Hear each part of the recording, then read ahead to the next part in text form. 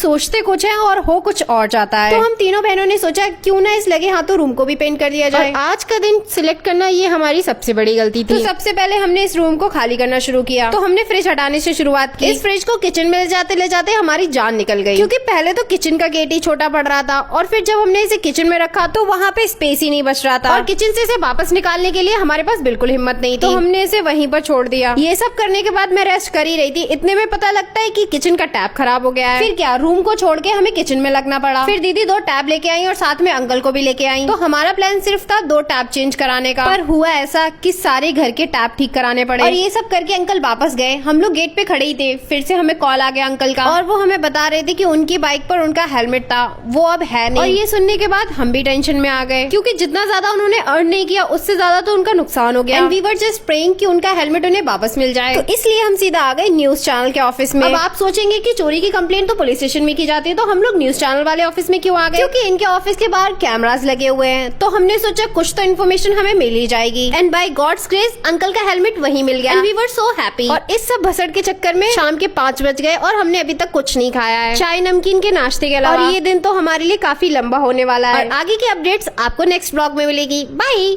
We are 3 sisters who style the same clothes in 3 ways, and today we will style this cute suit. And this is day 43 of our old clothes challenge.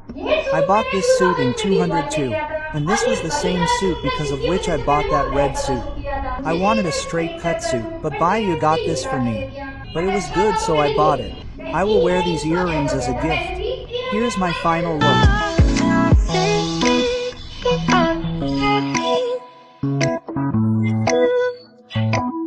The last few weeks I am lusting. I always like this sharara very much, but you tell me, it looks good on me from any angle. It does not look too out of place, but the problem is this top in this outfit. That is why I have worn this top on it. With this I will wear these cute earrings, I will wear these bracelets, and here's my I need from you can.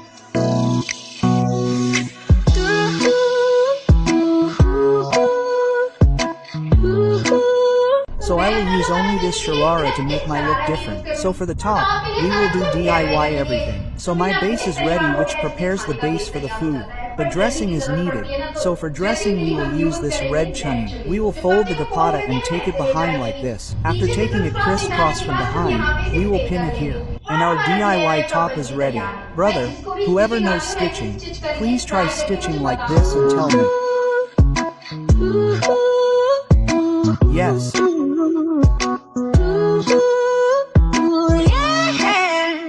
And yes, before leaving tell me whose look was the best. Brother.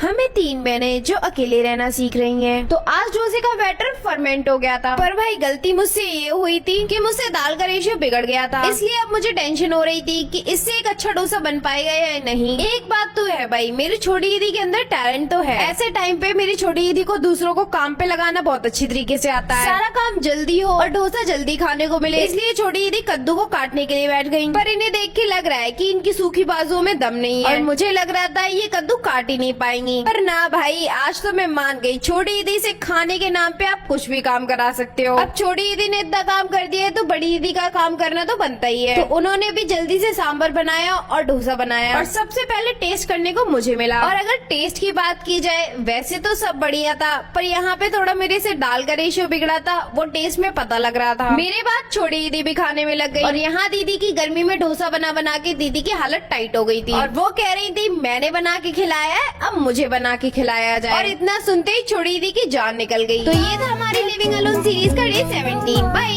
हमें 3 बहनें जो अकेले रहना सीख रही हैं। हम अकेले रहते हैं तो हमें सब कुछ खुद ही मैनेज करना पड़ता है और आम का तो सीजन चल ही रहा है तो अचार डालना तो बनता ही है। और साथ ही में सोचा क्यों ना मिर्च का भी अचार डाल दिया जाए। और आम काटने के बाद हमने इसे धूप में रखा, फिर हमने किया अपना एक वीडियो शूट। ये सब करने के बाद शाम को मैं और छोटी दीदी कुछ सामान लेने चले गए थे और मुझे तो ऐसा लग रहा था कि दीदी को डर लग रहा था, इसलिए दीदी नीचे ही वेट कर रही थी। बिल्कुल नहीं डर लग रहा था।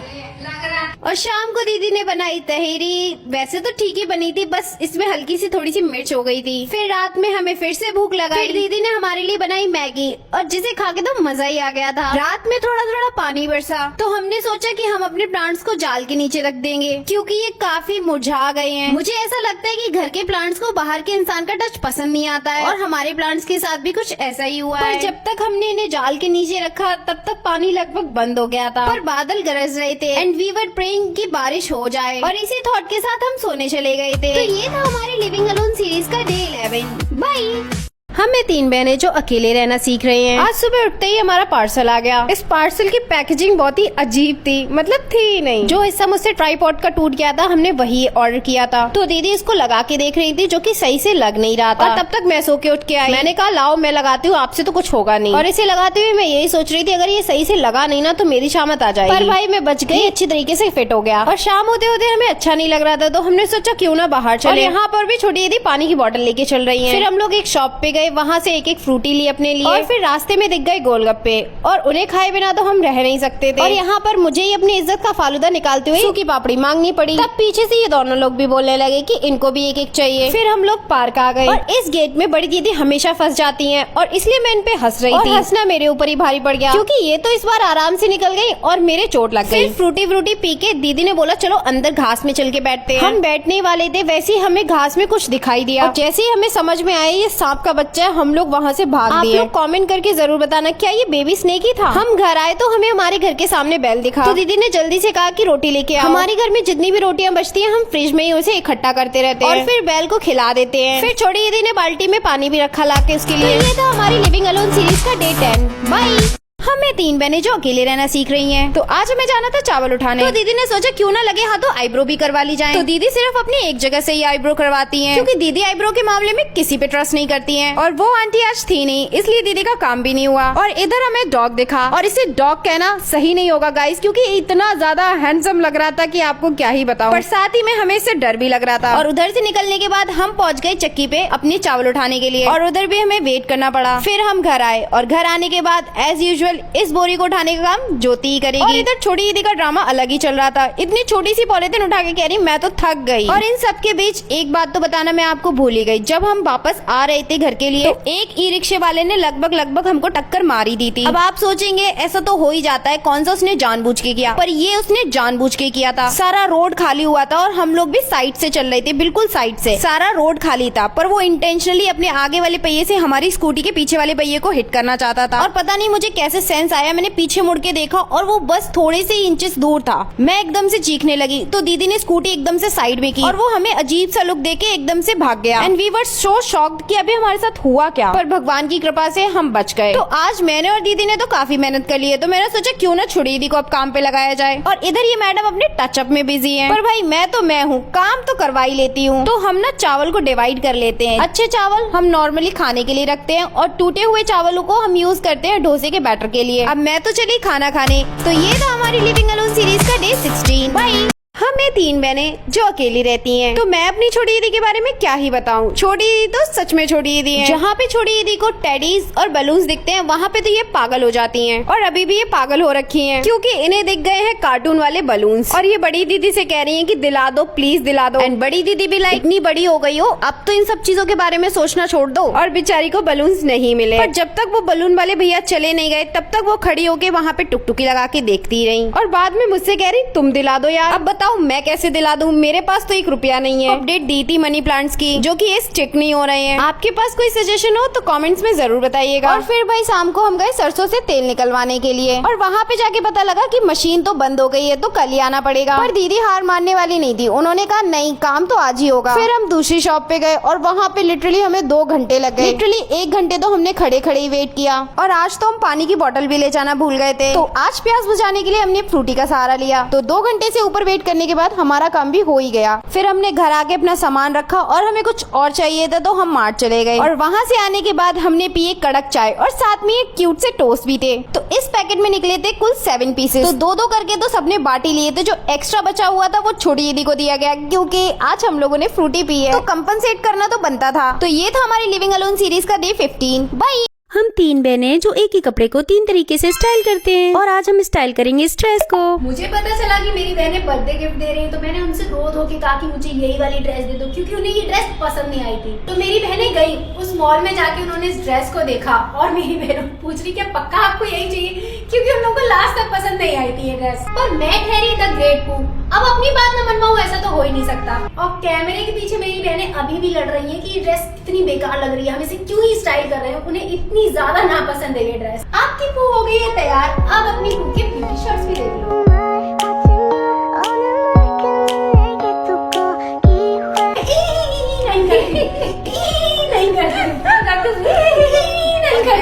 ये दोनों लोग पागल हो गए मुझे लग रहा है। ये मेरा मजाक उड़ा करती हो?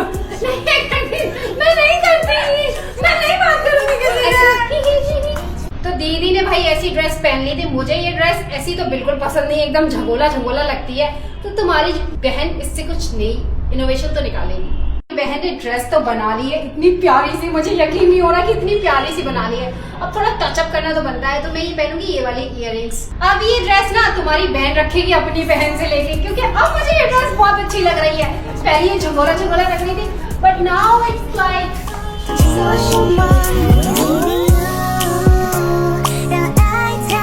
तो इन लोगों ने तो सब कुछ कर लिया, मैं भी कुछ अलग सा करूंगी। तो मैं इस ड्रेस से बनाऊंगी स्कर्ट। मैं अपने लुक को कंप्लीट करूंगी इस स्कार्फ के साथ।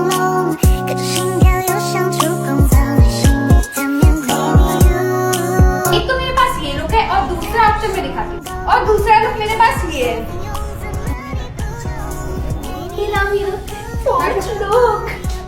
क्या आपको पता नहीं है आप कैसे मुझसे बात कर रही है? शर्म नहीं आती है आपको? नहीं आती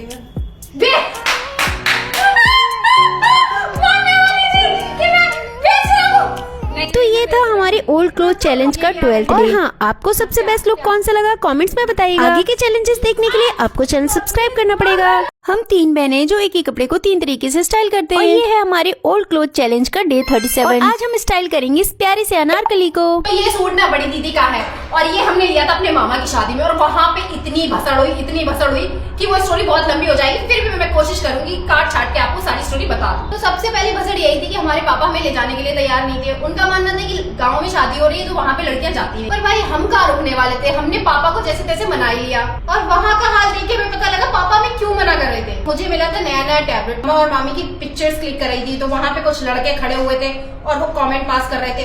और उस टाइम मेरी सोच ऐसी थी, मुझसे कोई ऐसे कह के निकल कैसे गया, इसका तो मैं भरता बना दूंगी, इसे तो मार मार के सुझा दूंगी मैं। और मैंने वही किया, मैंने वहाँ पे सीन मैंने तो क्रिएट नहीं किया, तो उन्होंने किया। तो मैंने ये बोल दिया कि ये मेरे से ऐसे क्यों बोल रहे हैं। तो सबने फिर मुझे शांत किया, होगा छोड़ो वो तो पागल। फिर मेरा मूड इतना खराब हो गया कि मैं गाड़ी में पड़ी रही, और मैं गाड़ी में पड़ी रहूंगी तो मेरी बहनें भी गाड़ी में पड़ी रहेंगी, और एक मेरी मौसी भी गई थी वो भी गाड़ी में पड़ी रही। एक गाड़ी में अगर 6 लोग हो तो क्या हाल होगा, और उसमें से भी कोई अगर फाट मार दे तो क्या होगा। तो फाट ना मैंने किया, ना मैंने सुना और ना मैंने सूंघा, तो मैं तो भाई बताऊंगी नहीं इसके बारे में। इसकी स्टोरी भाई बताएंगे जिनके साथ ये हुआ वो बताएंगे, पर मैं बता दूं मैं उस गाड़ी में एकदम पड़ी हुई थी, डिग्गी में पड़ी हुई थी गाइस। अब भाई तुम लोग डिग्गी से ये मत समझना कि मैं डिग्गी में पड़ी हुई थी, मेरा मतलब है मैं लास्ट सीट पे पड़ी हुई थी, और उसपे भी बक्से के ऊपर। और भी मेरे इसमें दुख भरे एलिमेंट है, पर वो छोड़ो, आप मेरा लुक देखो।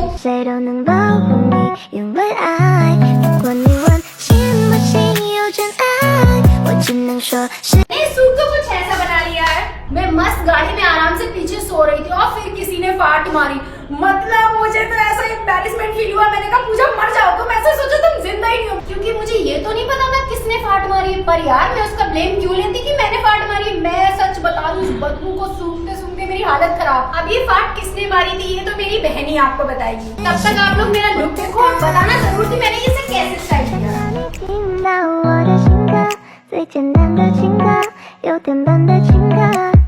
आगे की स्टोरी मैं बताती हूँ। वो फाट मारने वाला कोई और इंसान नहीं था, मेरी प्यारी मौसी थी। तो मौसी के पास मैं ही बैठी थी। तो आप लोग सोच सकते हैं कि सबसे ज्यादा स्मेल किसको सूंघनी पड़ी। वो स्मेल नहीं, वो बदबू थी, बदबू जिससे आपके नाक के बाल चल जाए। बदबू तो बहुत हो गई। अब मेरा आउटफिट देखो।